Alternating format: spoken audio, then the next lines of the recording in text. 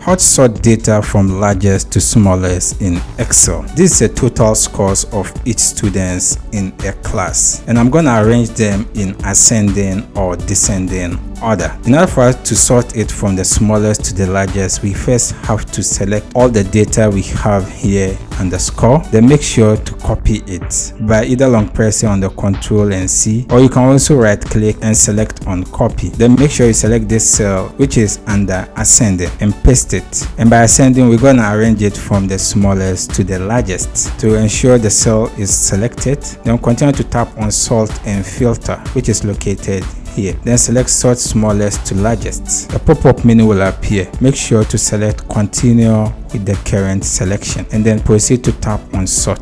This will automatically arrange it from the smallest to the largest. In order for us to arrange from the largest to the smallest, we first have to select on this cell. Then make sure you copied everything that we have here again by long pressing on Ctrl and C. You can also right click and then tap on copy and then paste everything that we have there here, and ensure these cells are selected. Then continue to tap on sort and filter, and this time select sort largest to smallest. A pop-up menu will appear again. Continue to tap on continue with the current selection and then tap on sort.